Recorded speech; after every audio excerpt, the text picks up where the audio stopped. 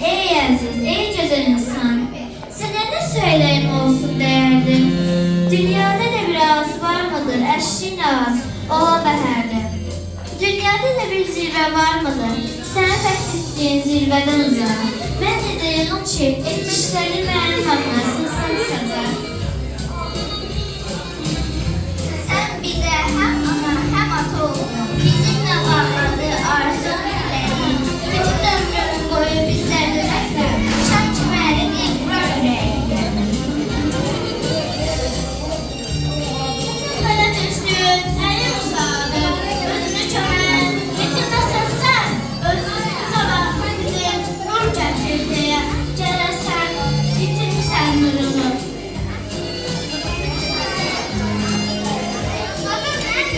Bize her zaman sen bizim mehriban bir anamızsan. Ruhu dolmalı en güzel insan meleli besbelli. Biz sizi hiç vaxt unutmayacağıq.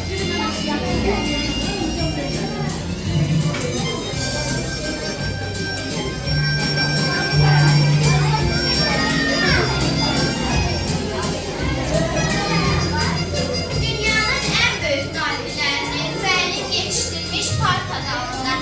Müəllimin zəhmətini alırkən dostlar unutmayan gəlin tez zaman.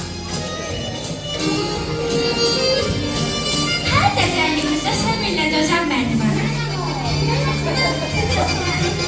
Müəllimə, biz sizi heç vaxt unutmayacağıq.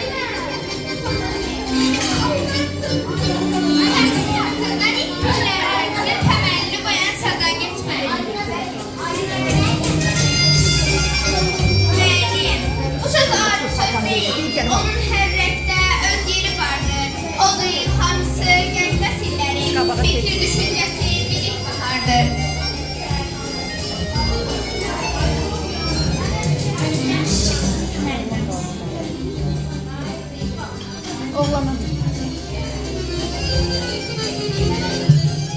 Doğrulara səbəb olan müəlliməmiz. Bizə oxumağı, yazmağı öyrədən müəllimə.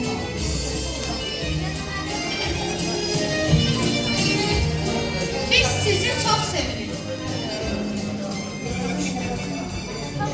Biz sədaqət müəllimimizi çox sevirik. Sizi heç vaxt unutmayın. Hər dizəyimizdə səbirlə dözən əziz müəllim. Müəllim, qayğısan, sənətlə, kəmallarla vuransan, ana dilimizin gül bulansan, körpə bağıran su içirsən. Bütün dəstəklərin hörmətini abunluqla cəmi öyrədən müəlliməmiz.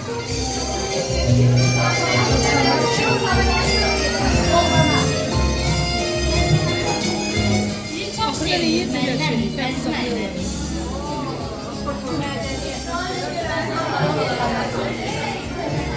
Bizə ikinci qələm tutmağı